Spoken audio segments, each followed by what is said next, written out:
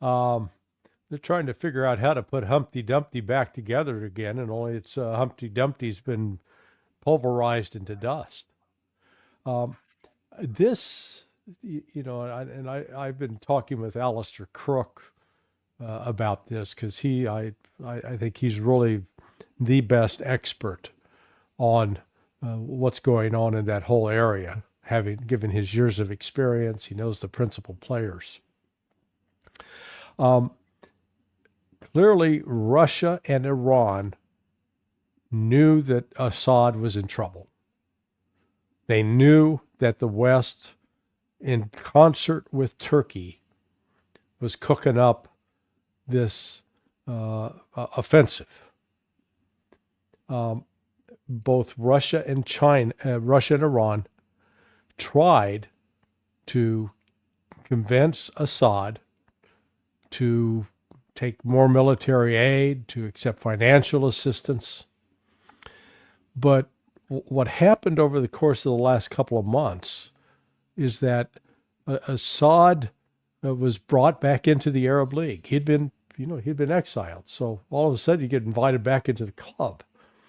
And at the same time, word then was leaking out that the United States was offering Syria a deal. Hey, cut those ties with Iran.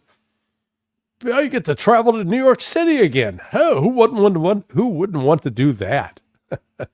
If you've been to New York City and you see all the homeless sleeping in the streets, you'd say, "Oh, you hate me so much? Why do you want me to go to that shithole?"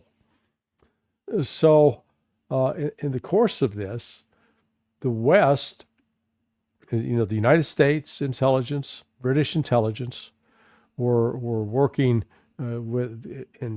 in close contact with the Turks, supplying weapons, supplying training, supplying trainers from Ukraine, brought those down. And here you get Turkey with its long-standing ambitions, trying to recreate the glory of the Ottoman Empire. That's sort of what Erdogan wants to do. And it's still lingering resentment over the fact that they lost Aleppo, Idlib, in the aftermath of World War I more than 100 years ago. And so all of this was coming to a point, and Russia had a choice. Russia could have intervened and fought and forced, if you will, the Syrians to stand up. But I think Russia and Putin correctly understood that this was another element of Western strategy, if you want to call it that, to weaken Russia, to get them to bleed them out, to see if they could do to them in Syria what happened to the Soviets in Afghanistan 40 years ago. And so Putin, the other thing I don't think folks appreciate is Putin had access to some intelligence, I believe, via China, because China has, and I just learned this last week,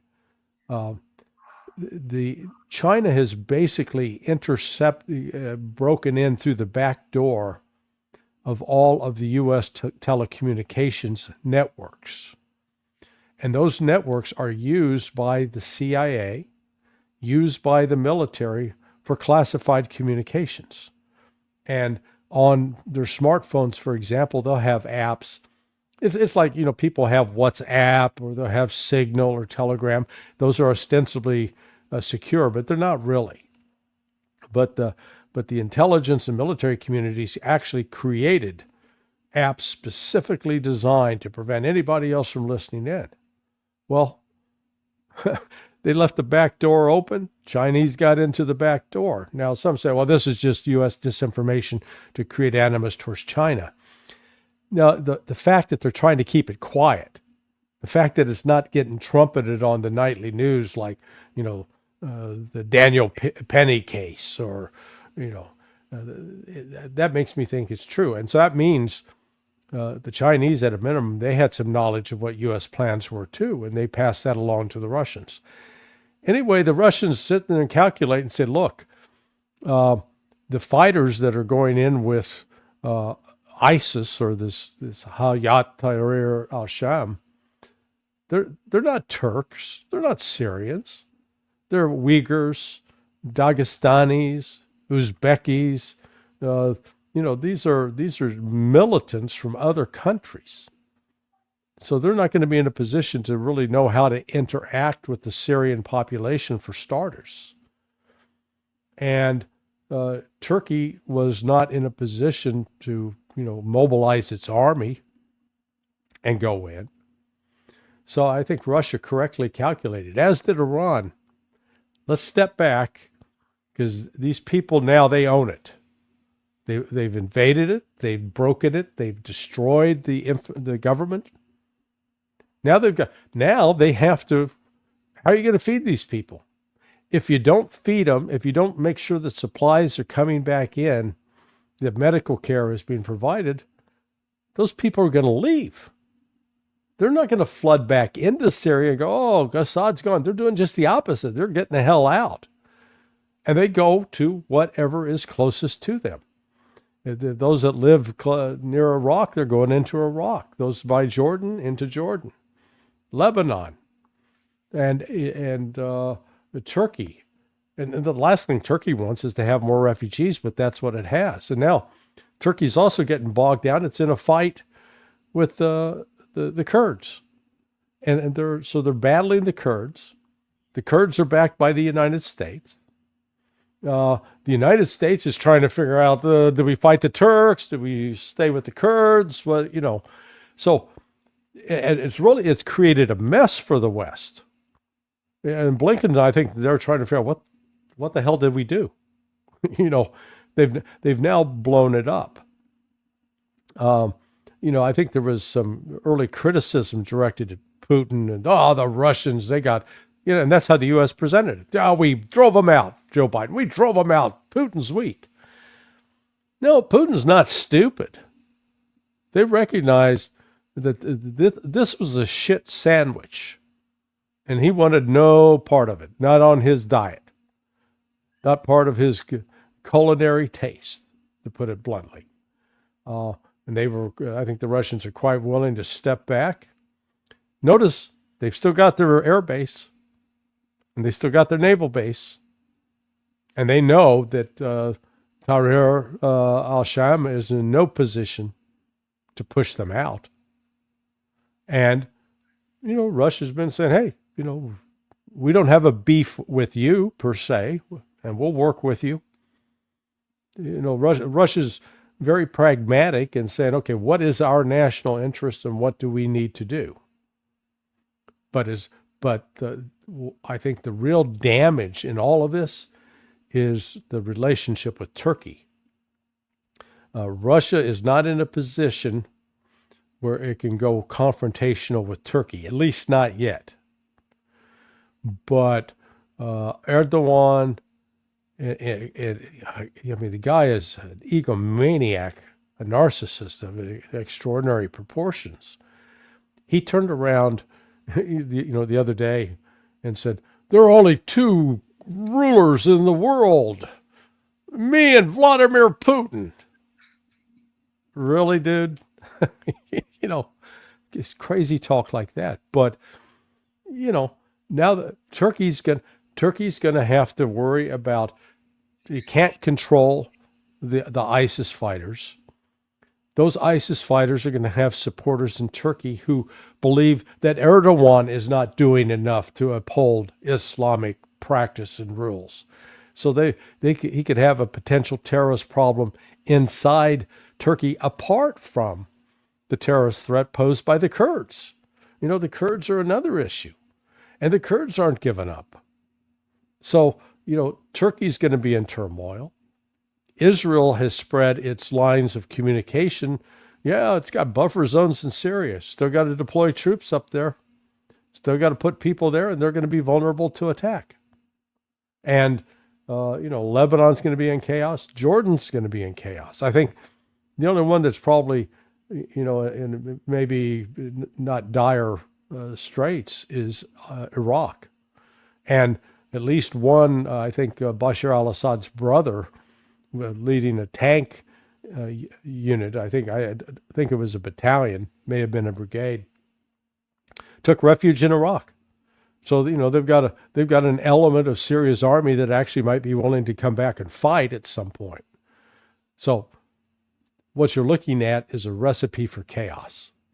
So that's a long answer to what's Anthony Blinken doing now in the Middle East? He's going, oh my God, what have we done? How do we put this together?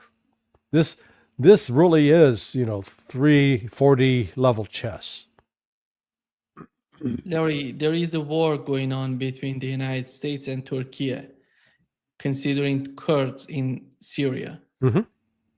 In your opinion, what would be the outcome of this conflict between? There is no Kurds without the United States against Turkey. What would be the outcome, in your opinion? Are they going to, behind the scene, go after some sort of agreement and put an end to the, just maybe hand it over to Turkey, the situation and the future of the Kurds? No, I think the United States ultimately is going to abandon the Kurds. We got your back. That lasts until it's no longer convenient for us. The Turkey's concern with the Kurds. So the Kurds have had a terrorist arm, PKK, and it was headed by a guy named Öcalan. And I know I worked specifically on when I was with another consulting firm back in the mid 1990s, that we were hired by the government of Turkey to prepare a paper on foreign support for the PKK, and particularly Greek support. The Greeks have been, they've been pumping money and resources into the Kurdish Workers' Party at least, 30 years ago, quite active. So, that has been something that the Turks are concerned about, and they want to destroy it. And you've got the Kurds who want to be independent. But the problem is, the Kurds spill over into Iraq, they spill over into Iran, they spill over into Turkey. They're really people without a country, and nobody wants them. And the only thing they have in their favor is they control that oil out there. And Turkey wants to get control of it if they can. Now, it really creates, again, some interesting conflicts, because you correctly note Turkey and the United States are NATO allies, but this puts them at odds. Israel, on the intelligence side, is in bed with the Turks, or the Turks are in bed with the Izzies. Well, the Israelis also got good ties with the Kurds, because a lot of that oil that's coming out of there is going to Israel. So it puts Israel in the position of, who are they going to side with? Or are they going to try to avoid taking a side? So that's the launch of this HTS offensive that has removed Assad from government and forced the fall of the Syrian government. It was not accompanied by a strategic plan to pacify, organize Syria, and to settle the various ethnic disputes. You got the Druze down south. They're making noise that, hey, they want to become part of Israel. Then you've got the Shia population, which I think is like 25%. And within that Shia population, I put the Alawites. So 70% Sunni, Druze, Shia, Alawites, and Kurds. There's no unifying principle. There's no concept of, we're Syrians, we're going to be patriots. And so this is going to devolve into chaos. I think it's going to look a lot more like Libya, but more violent than what's been going on in Libya. When you look at the mainstream media, Larry, it seems that they're so happy because the situation in their mind, in their type of mindset, is in favor of the United States and Israel. Mm-hmm. The question is that if the situation is in favor of Israel, if these people are supported by the United States and Israel and they're doing everything in their favor, why why has Israel needed to bomb Syria the way that they did and they're doing right now? Well, And yeah, I mean, the real simple answer on that, they didn't want any of the Syrian army's military gear to fall into the hands of ISIS. And let's be clear, HTS is ISIS. You know, when you're going to when you go back and look at the Bureau of Counterterrorism's the publication Country Reports on Terrorism for the last 7 years, Hayat al-Sham has been like number 8 or 9 top 10 terrorist groups in the world. ISIS, different variants of ISIS occupy the first 5 groups. And so the split between ISIS and Hayat Tahrir al-Sham, could have been for something like, well, you need to pray for 5 minutes. No, we're only going to pray for 3 minutes. They'll have that kind of fight. Something that an outsider would view that's stupid.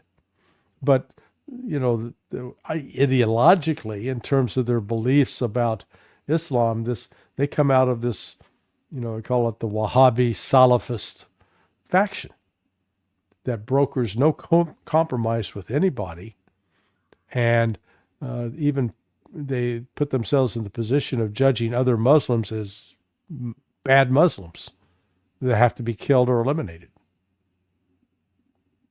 So it seems to me, yeah, go ahead. So I was just going to say that's why Israel had to destroy all that equipment. They don't, at least Israel's not completely stupid. They knew that they couldn't leave that equipment laying around, or else the bad guys would get a hold of it and be using it against Israel. You know what's so amazing to me, that they're talking about that Bashar al-Assad was trying to be closer to the Arab states, Yeah. get a better relationship with the United States.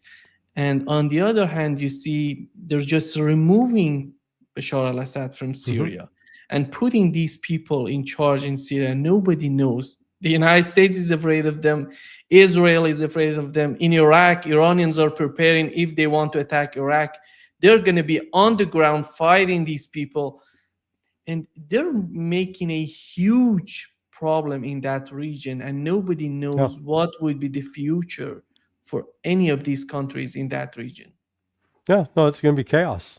It's going to be war. Look, I think one of the other dangers that comes out of this is that I think that there are several leaders in Israel and the United States that have concluded that Iran is very weak, has been weakened by this, and that now's the time to strike, that they're going to attack Iran to try to take out Iran's nuclear technology and research. All of this is predicated on the belief, and this is where, we all operate according to certain assumptions. And Israel is operating on the assumption that during their last attack, that they devastated Iran's air defense systems. And so since it's devastated, man, they can go in anytime, anywhere, and do anything, just like what they're doing in Syria. They can bomb and bomb and bomb and destroy Iran. I don't know if Israeli military intelligence confirms that, because it's a lie. It didn't happen. I trust Alistair Crook's, his contacts and assessments that Iran's air defense systems are intact and, in fact, thwarted a massive Israeli attack back on October 1st. So if Israel and the United States continue down this belief, Iran's weakened, and they launch an attack, that is going to lead to a very, very dramatic escalation. Because up to this point, even though Iran has repeatedly said that it's going to retaliate for the October 1st attacks, It's held off. You got to step back and say, why? Why they held off?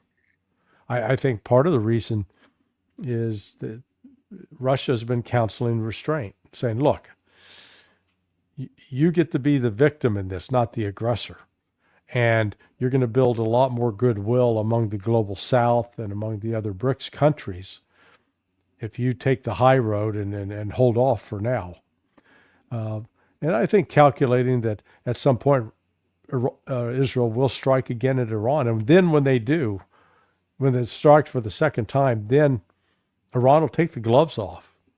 And I think will really pummel Israel in a way that Israel never has suffered before.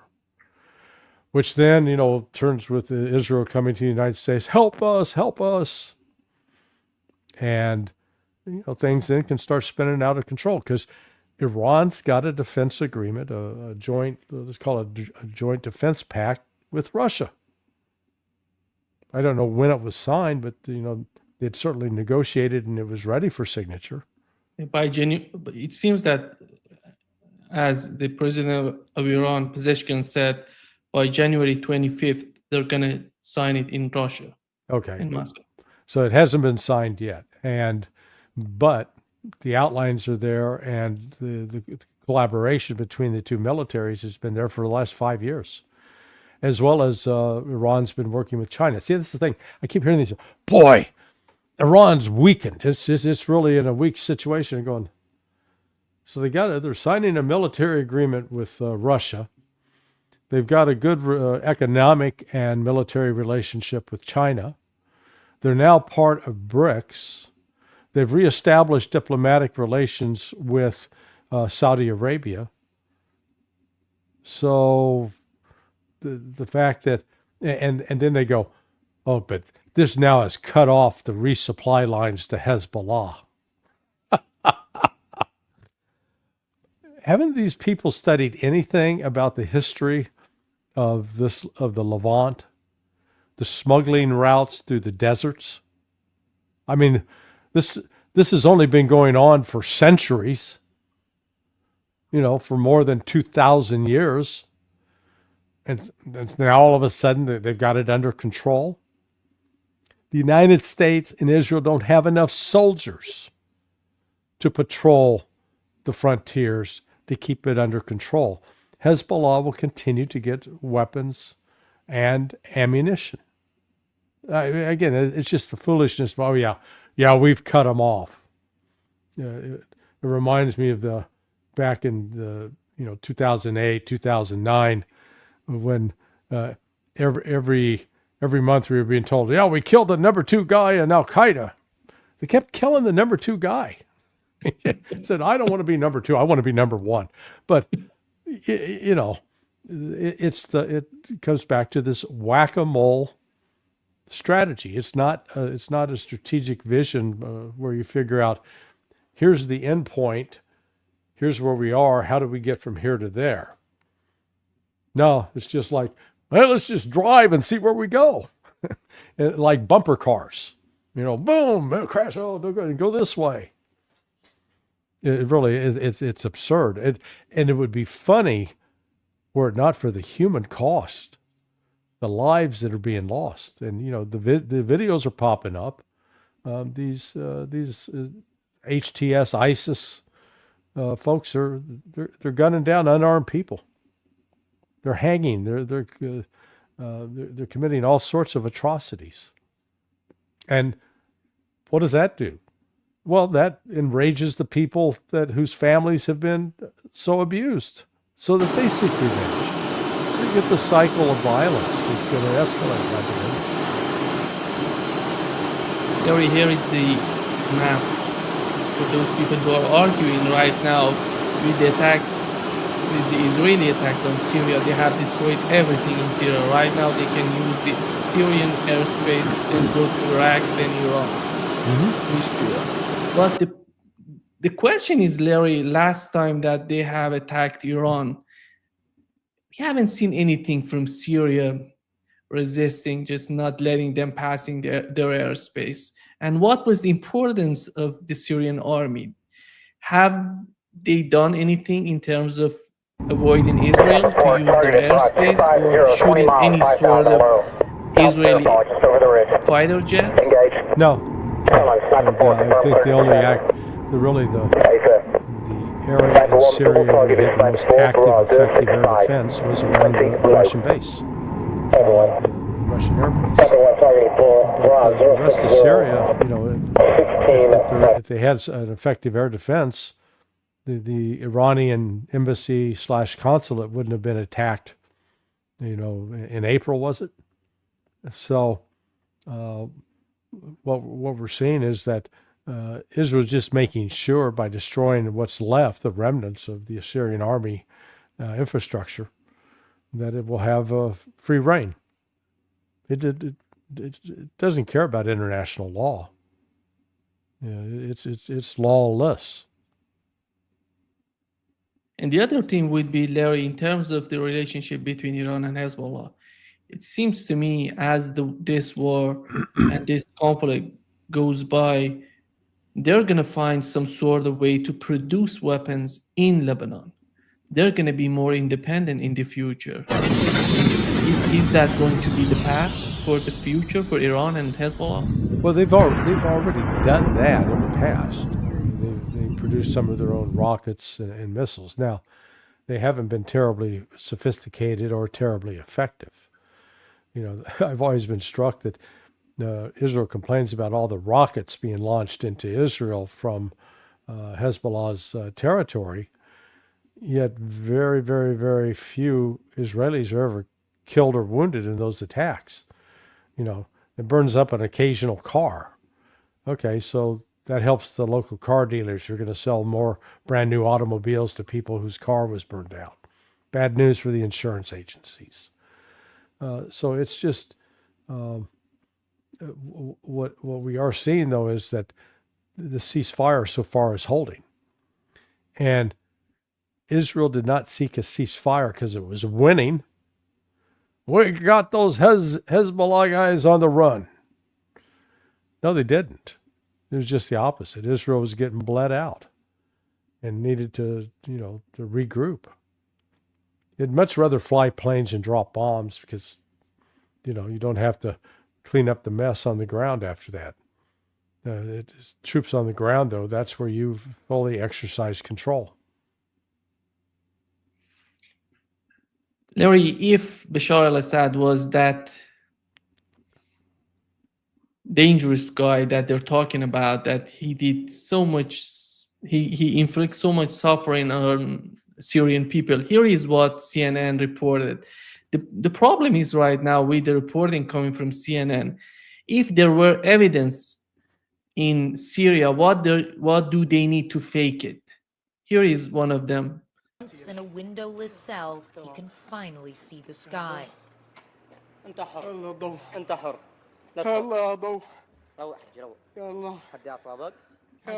the light, he says. Oh God, there is light. My God, there is light. Okay.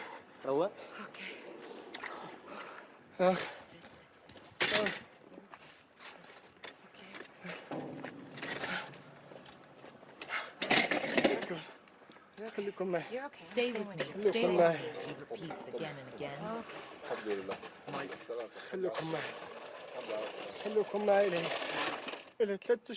For 3 months, I didn't know anything about my family, he says. I didn't hear anything about my children.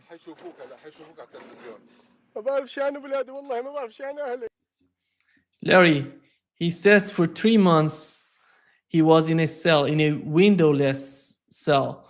Here is his fingernails. So, and he's got. If you were in that kind of cell with no access to light, he'd be whiter than me. Okay, a whiter shade of pale. So that was wonderfully stage managed. Notice that the female reporter didn't have her head covered and touching. So what, he was supposedly one of these Islamic militants that Assad had liked up. The ones who take their Islamic religion seriously.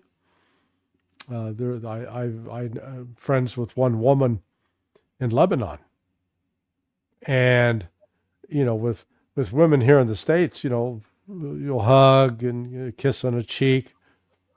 There's no touching with her.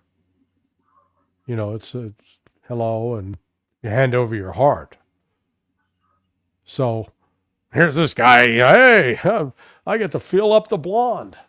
Hey, how about a massage, baby? That it's just so. Yeah, they're stage managing this to the best of their ability to create a narrative, and that was, I think we talked about that on Monday. That when you see this, when that CNN reporter who was wearing the headscarf was interviewing Jelani, that was set up by. I'm convinced it was set up by CIA. That was part of a propaganda operation right there. Because you want to present Jelani as, hey, there's the future of Syria. Now, you've not really heard much from him of late. And HTS is now faced with this situation. It's one thing to try to govern up in Aleppo or even Idlib, but now Damascus and other places throughout Syria. They don't have the manpower for that yet. And, the wonderful thing about these religious fanatics, and I'm saying this ironically, they are the most fractious group of people. And so, again, it doesn't matter whether you're talking Islamic extremists, Christian extremists, or Jewish extremists. They're fractional. They can't get along. They're always going to fight amongst each other. They don't have this concept of the sacrificing for the greater good. They are the greater good. You got to do it my way or else. So that kind of mentality, Jelani, you can put him on CNN as many times as you want to talk in, mellow tones. But, they're still going to string up the unbelievers. Larry, do you think that in the United States and Israel, they were shocked by the outcome of the conflict in Syria, or they knew what's coming next? Oh, yeah, no. They're like, you ever seen a dog chase a car? Have you ever seen a dog catch a car that is chasing? This was the case, I think the United States and Israel calculated that this would go on for, I think they're really calculating that this would be more extended, that it would get the Russians bogged down in a counterinsurgency campaign, that it would start bleeding Russia out. If nothing, I think, and understand, there was not like one objective. The United States had its objectives. The Brits had their objectives. The Turks had their objectives. The Israelis had their objectives. So you always find a way where your plan could fit with that plan. And so from the United States standpoint, yeah, we'll back the Turkish play here. Go in, push HTS and see if you can force Assad to fall. Because from our standpoint, it's going to force the Russians to fight. And if they're fighting, they're going to have to shift some manpower resources from Ukraine. They have to bring them down here. They'll have to shift aircraft. So this will take maybe some of the heat off of the Ukrainians. I really believe that was an element of the calculation. Whoops. And that's where I think Russia understood that was the plan. And so how do you, in a perfect, like a judo move, if someone's pushing at you, then you let their momentum come with you and you toss them. I think that's exactly what Putin did now. He said, okay, you guys want it? Boom, here it is. Come on, Assad, come up here, hide out in Moscow, learn to ice skate, whatever. Open up an eye clinic. You are an ophthalmologist. But now, United States and Turkey are trying to figure out what the hell do we do with this? Here's the United States. Yes, meet the new head of Syria. Yeah, we got a $10 million reward on his head. Well, are you going to take that off? Okay, he's no longer a terrorist. You know, it really it creates the hypocrisy element of it is just stunning. And you saw that this week at the State Department press conference with Count Chocula. You know, Matt Miller, he looks like a vampire from one of these movies. And he comes out and says, oh, yeah, we think it's a good idea if the ICC indicts Assad. And the reporters go, what? You mean the ICC you were telling us about last week that needed to be destroyed and invaded by the U.S. military because they wanted to arrest Netanyahu and Gallant? That ICC? Well, yeah. And they asked me, well, what about the $10 million reward? If somebody turns in Jelani, do they get paid? I'll get back to you on that. I haven't thought any of this through. I mean, like I said, if the human cost wasn't so great, it would be hilarious. Just the incompetence on display. I think that the situation, Larry, in Syria was getting to the point that it was so difficult for Iran and Russia to handle the situation the way that the United States, together with Turkey and Israel, were pushing these people toward Assad. And the situation in Syria was not that good in terms of their economy, their army. And right now, do you think by this move on the part of Iran and Russia, how is it going to... Iran and Russia are not in that region. They don't have any common border with Syria. Right. But Israel has. Mm-hmm. Turkey has. We have a chaos between the United States and Turkey. We have this group coming from China, from Russia, as you've mentioned, which is so important, I think, for the future. As we know, these terrorist attacks in Russia were done by these people, by the people coming from Central Asia, from China, Uyghurs and Dagestanis, as you mentioned, from Russia. And this is a huge problem for the future for these countries as well. Do you think they're going to keep it under their control, or we're going to have a new terrorist attack in China, or maybe in Russia, in Iran? We had in Iran and Russia during this year and last year. Well, yeah, I mean, it's a threat that Russia and Iran have always had to deal with, in part because that's one of the tactics that the West has pursued. The West has been funding and training and arming and equipping terrorists for the express purpose of attacking civilians, not attacking military targets. I mean, this is the definition of terrorism. I keep repeating it, but I repeat it so people take it to heart. Violence against civilians for political purposes. Real simple. If it's one thing if you putting out a landmine to blow up a convoy of military vehicles. That's war. That's not terrorism. Now, the soldiers being attacked may want to be terrorized, but that's war. They're legitimate targets. Civilians are not legitimate targets. But, you know, Iran and Russia both tried to help Assad, and Assad refused to follow their advice. You know, you saw a sign of that at the BRICS summit. Assad stayed away. He was invited. He didn't go. He didn't want to deal with Erdogan. And there are signs that perhaps even some of this could have been negotiated away with Erdogan, but Assad wasn't going to have any of it. So, you know, if you've ever had a friend or a member of your family that's been addicted to illegal narcotics or to alcohol, and that they are constant drunk, yeah, you want to help them, but they're the one ultimately making the choice to drink and to ingest the drugs. And if they refuse to stop it, if they refuse to help, You step away. I mean, it's a hard thing to do, but sometimes you step away and say, okay, they're going to have to find out. They're going to have to hit bottom. They're going to have to suffer. And in that suffering, maybe they'll come to their senses.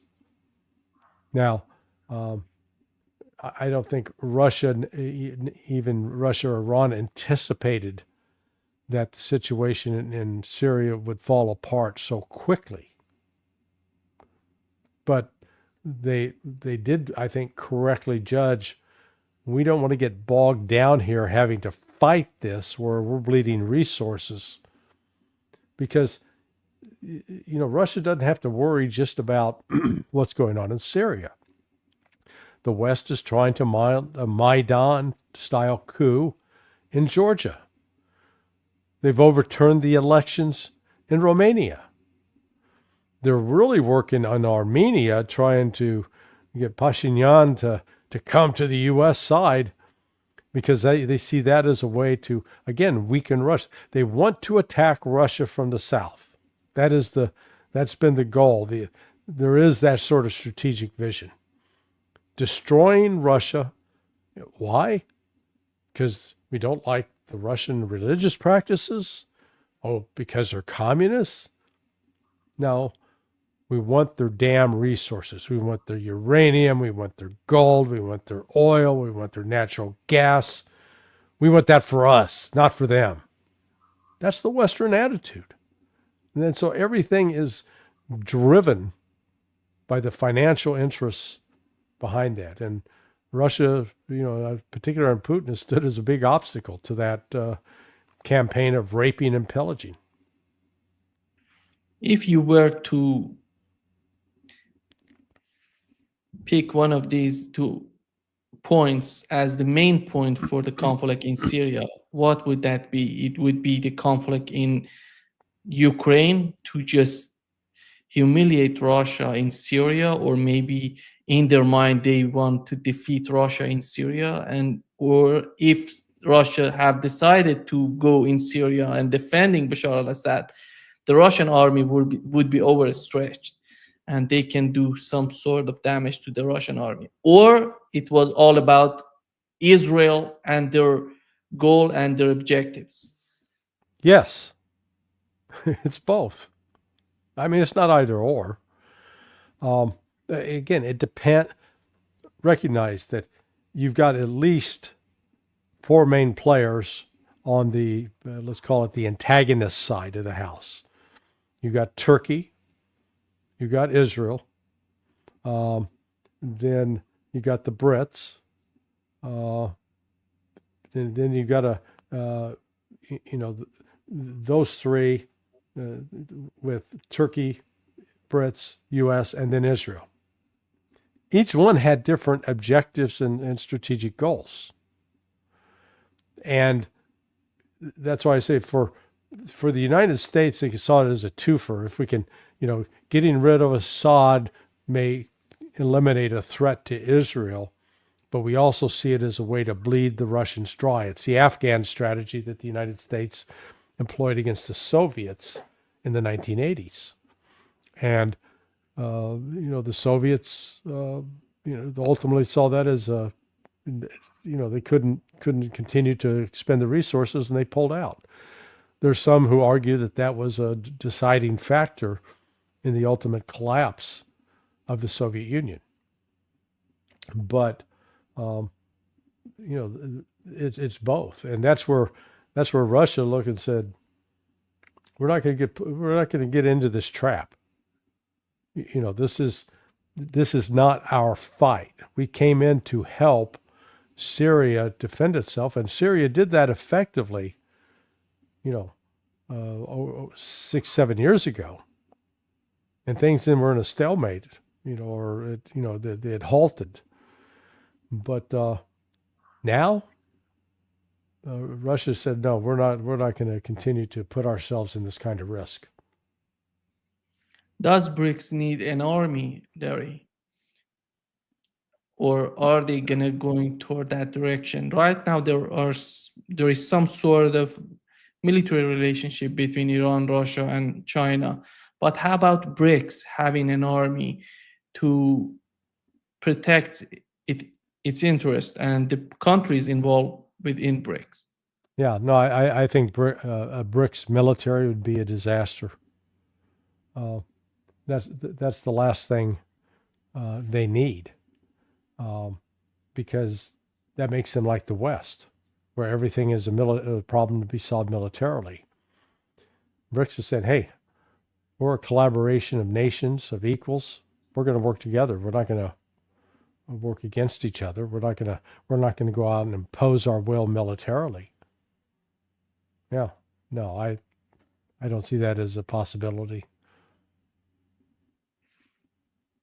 How about the future of the cooperation between Iran, Russia, and China? Is the nature of this cooperation going to be more solid, more improving? Is it going to improve, or Donald Trump would be able to put some sort of obstacles in the way that they're heading for? Yeah, this is Donald Trump's is in for an education. There are people who are, been very strong critics even of Biden's policies, who genuinely believe that Russia and China at heart are enemies. They don't like each other. They don't get along. So that all we had in the United States have to do, this goes back to Kissinger, man, we just got to peel off Russia so we can roll. Because as much as we want to destroy Russia, the big kahuna, the big target, the Moby Dick of international politics in the West is Captain Ahab, is China. China's Moby Dick. And by God, we're going to get them. And so part of that getting them is to peel off Russia. So yeah, it's a very cynical policy. They'll use or try to entice and bamboozle Iran or Russia, because look, the intent of my country, of the United States, towards the rest of the world are not good. I keep referring to us as we're like an active pedophile in a neighborhood of children. We have to be stopped. We're not self-regulating, at least up to this point. We feel compelled to meddle in the affairs of every other country. Sanction Cuba, sanction Venezuela, sanction China, sanction Russia. We're going to sanction everybody we can to threaten them, to try. We sanctioned. I've said all along that we don't really have a historical record of sanctions working, but it appears that Syria would be an exception to that. Just the level of suffering inflicted on the Syrian people.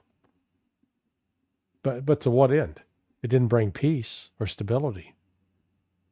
So this, instead of, driving them apart, I think all the Iranians, the Russians, and the Chinese, particularly the last 3 years in terms of NATO contact towards Russia, have been eye-opening. They're like, these really are evil, bad people.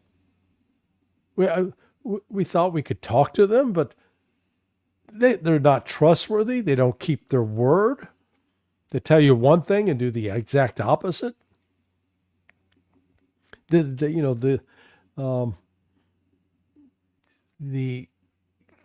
narrative that the West continues to try to push, that we got to stop Russia and China because they're trying to rebuild their empires. It's like, wait a damn minute. They don't have massive military bases scattered around the world. They've not spent the last 30 years militarily intervening in Iraq multiple times, in Syria, in Libya, in Somalia, in Serbia, and, go down the list. They're not the problem. We in the West, the United States, we're the problem. And I would hope that Donald Trump would come in willing to acknowledge that, but he doesn't. Because, we're America, we're the best. We got the strongest military, all this nonsense. No humility whatsoever. And, I think Trump's going to be in for an education because, there comes a time when, you see it in these, it's a theme in Hollywood movies. The guy gets thrown into prison and initially he's he's raped or he's, punished. We saw that in the movie Shawshank Redemption. But all of a sudden the guy, he develops and gets friends and becomes strong. And then those who bullied him and took advantage of him are suddenly forced to back down. And, that's what I think has taken place with Russia, China, and Iran. The depth of the relationship between those countries is not superficial, and it's not transactional.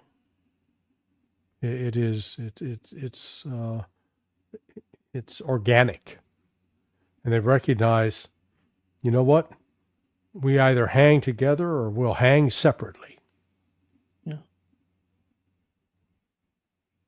Larry, Donald Trump, in his recent interview with the Time magazine for the Person of the Year, and he was asked if he would trust Netanyahu, and he said, I don't trust anybody. Mm-hmm. And the other question, which was important, he was asked is if he's going to attack Iran. He said, anything can happen. It's a very volatile situation. 2. And the third question, which was important, he was asked about the West Bank, if he's going to support the annexation of the West Bank. And he didn't answer the question. He said he is interested in two-state solution, and there are many ways to do that. Putting all of these pictures together, do you understand what would be his policy in the Middle East? No, I don't. I don't think he understands what his policy will be. Part of his perception right now are based on assumptions. And as we talked about it earlier, if you've got the wrong assumption, it's like, hey, I'm going to go out and I'm going to run up $1 million in credit card debt because my friend Nima here, I know that he's a billionaire and he'll lend me some money. Now I'm making a big assumption there. And then when I get in that situation, hey, I need the money. And you go, billionaire? What are you, crazy? I'm not a billionaire. I don't have that money. All of a sudden, those assumptions change. So they assume that Iran's weak. Well, what happens if Iran's strong? We already have evidence, at least it's coming out of Ukraine, that the intelligence community is, I don't want to say they're lying to Trump. They're not telling Trump the reality of what's going on the ground. Let's put it that way. Which leads me to believe that they're doing a similar thing with respect to the Middle East. That they're not really giving a good picture. Now, I do find it encouraging that Trump, instead of saying, yeah, no, listen, I'm fully on board with Bezalel Smotrich's desire to start consolidating control over the West Bank. Trump didn't sign up for that. And Trump knows that Netanyahu is a snake. Netanyahu is like a slightly younger version of Erdogan. Just as crooked, just as deceitful. And Trump hasn't forgotten. When Biden stole the election from Trump in 2020, the first guy out the door to say, Joe, way to go, buddy. This is great. Was Netanyahu. Trump's going, hey, after everything I did for you, move the embassy to Jerusalem, Nobody else kept that promise. I did. And this is how you thank me? So, Trump does have a memory of an elephant when it comes to that kind of stuff. And so he doesn't trust Netanyahu. As far as attacking Iran, that gets back to that assumption we discussed. If they assume Iran is weakened, and then, if this happens, boy, I hope it doesn't happen, but let's go worst case, that the Biden administration backs Netanyahu. They launch an attack sometime in the next 2 or 3 weeks against Iran. It's defeated, and then Iran turns around and just blasts the holy hell out of Israel. At that point, Israel needs a rescue.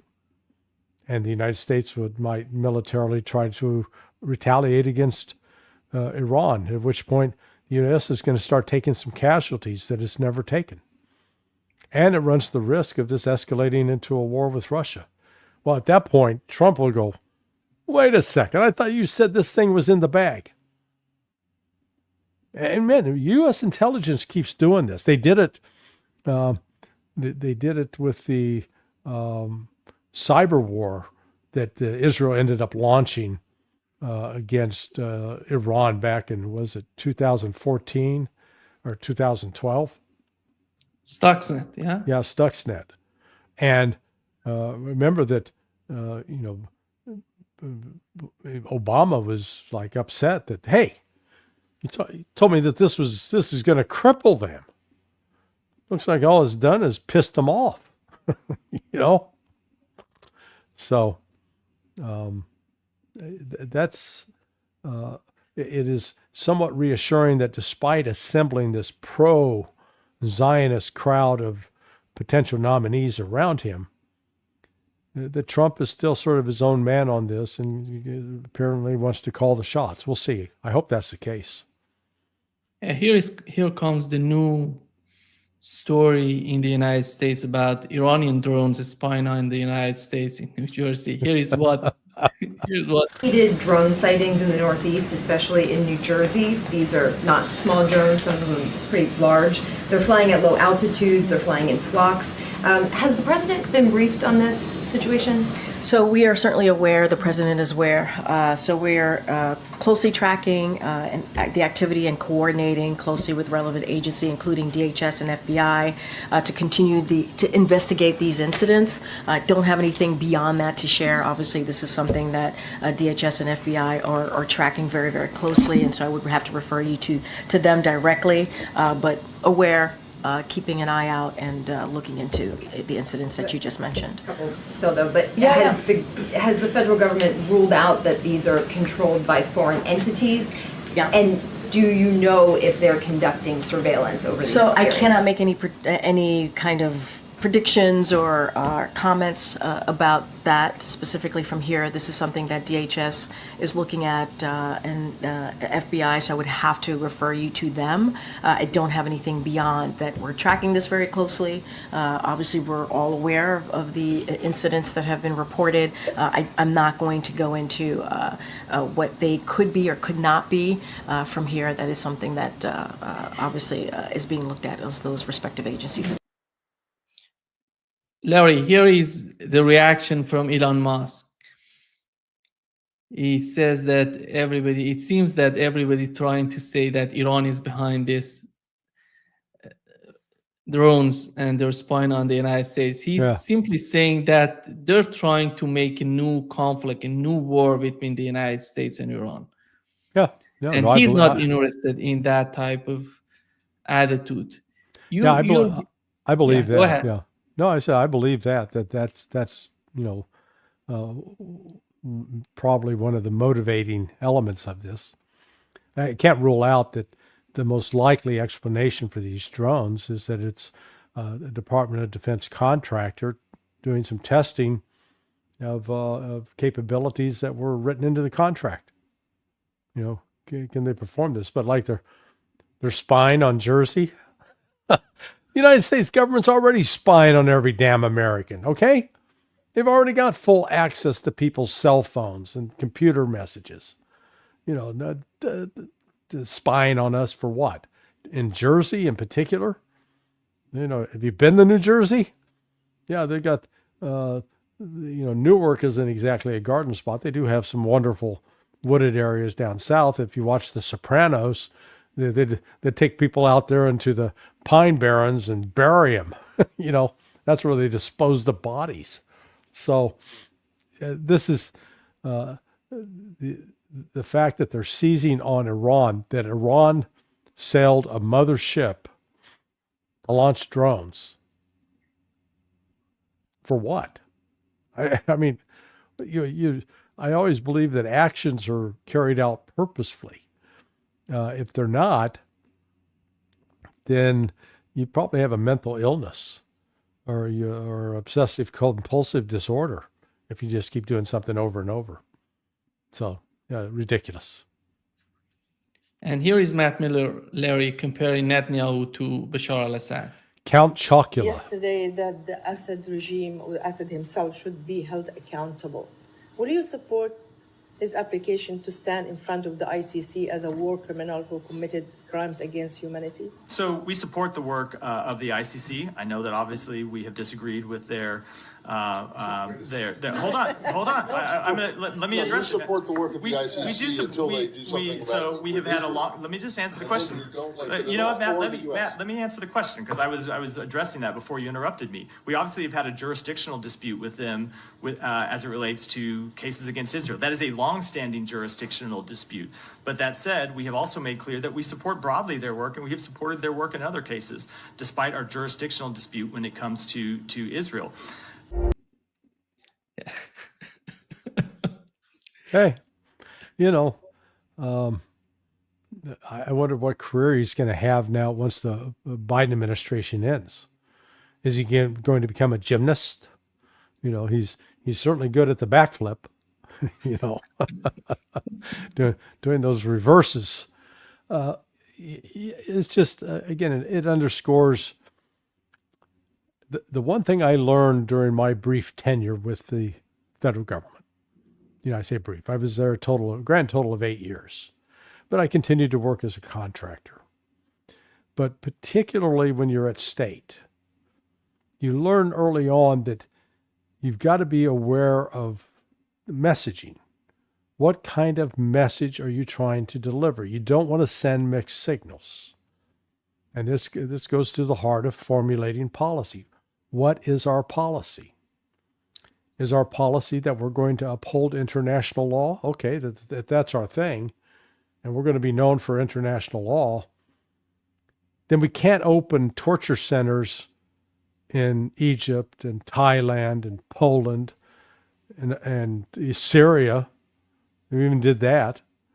Bashar al-Assad cooperated even with the CIA at one point in going after these Sunni extremists because they were a threat to him too. And we tortured them there. And then we torture people at Guantanamo. Oh, maybe that Guantanamo's a bad idea. We shouldn't do that. That will hurt our messaging about international law.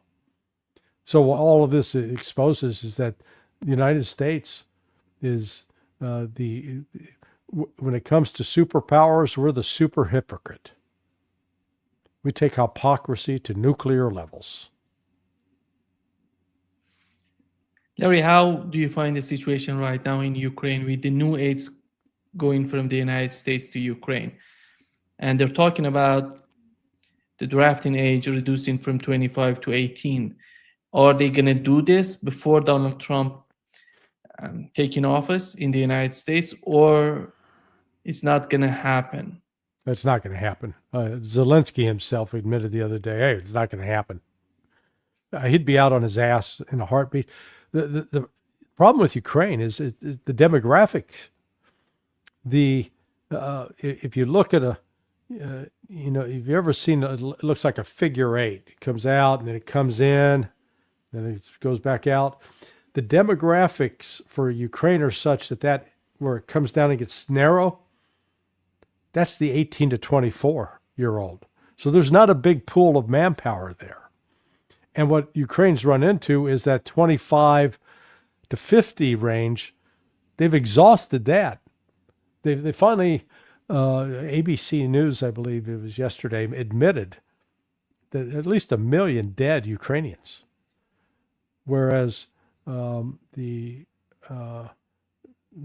media Zona for the Russian side estimates that they've had 82,000 dead, which is a lot. But basically, the casualty rate is for every Russian that dies, there are 10 Ukrainians dead. So Ukraine's situation is growing more desperate with each passing day. Russia just overnight completed a massive missile drone strike on the energy producing centers that provide electricity, provide heat. And so now they're in the dead of winter, and Russia is basically turning off all the lights in Ukraine. And so, right now in Kiev, it's 7:30 p.m. It's dark, and they don't have electricity. They're trying to do that across the country, Lviv, Sumy. There are reports coming out that Ukrainian authorities were evacuating, 40 settlements around Kharkov. No, so and just yesterday, the Russians completely enveloped a large Ukrainian force. So the war is going very, very badly for Ukraine. And okay, let's say that they did lower the age to 18, and they could suddenly get 50,000 new guys wearing a uniform. They're not trained. They're not going to be trained. And if you want them to be able to function efficiently and effectively on a battlefield, you're going to need at least 6 months. And that's just to be basically trained and have minimal competence and being able to operate a variety of weapon systems. Ukraine doesn't have that time. So they don't have the manpower, they don't have the time, and Russia's not backing down. Russia's intensifying the attacks. So at some point, Ukraine's going to break. It could happen this week. It could happen in 3 months. I don't know. Larry, Antony Blinken's family came from the region called Ukraine right now. Yeah, around Kiev. I don't understand his mindset right now. When you look at what he has done to Ukraine, and they destroyed Ukraine, they destroyed the Ukrainian population. The country has no future at this particular moment. And I don't understand how can they convince themselves, considering what they've done so far to Ukraine. Oh man, he's happy to do it to Ukraine. He's getting payback for Grandpa, what they did to Grandpa. Think about that. These people that are dying in Ukraine, their ancestors were persecuting the Jews. So Blinken, happy to let them die. I mean, that's a cynical view I take. The United States, look, the history of the United States since the end of World War II, we've always liked to portray ourselves in terms of the Marshall Plan. Oh, we're kicking out food bundles to the hungry Germans, and we're giving candy to the kids. Aren't we nice? Then look at what we did in Vietnam, Central America, Africa, Iraq, Afghanistan. To this day, we have a lot of veterans who served the United States, and they carried out combat missions in places like Afghanistan, where they'd go into villages at night to root out a terrorist. How do we know they're terrorists? Well, they were moving weapons, and they're trying to kill American soldiers. Boy, I wish I had the money to make the movie, but it would be we would reverse it. It would be all of these, rednecks here in the United States, up in West Virginia and Kentucky that live in the mountains. And there would be all these Syrian or Iraqi or Afghan special operations soldiers coming in to our villages. These foreigners that we're going to be fighting because they say we're terrorists. And we'd be fighting them and killing them. And yet they put us as the bad guys and portray themselves as the heroes. But that's the reality of what we were doing in Afghanistan. We were foreign invaders and people were fighting to keep us out of their damn homes. And we didn't see that or understand it. So we've brutalized millions, killed and maimed millions. And we don't care because we don't taste that war here in the United States, okay? We don't have any enemy invading us, bombing us. That's really why what happened on the attacks on 9/11, and I know when I get into this, some people say, oh, it was an inside job. Oh, it was Israel that did it. Let's just deal with that was viewed for the majority of Americans as an attack on America, the first time they'd suffered those kinds of casualties. And since the attack in Pearl Harbor, and that wasn't really on continental United, that was on an island. But this was now the first major attack on U.S. soil. And we were outraged by it. Just imagine if we were enduring what the people of Lebanon had been enduring from Israel, or what the Gazans, the Palestinians have endured in Gaza, or what they are suffering in the West Bank. So that's why I say, unfortunately, my country, the United States, is a danger to world peace.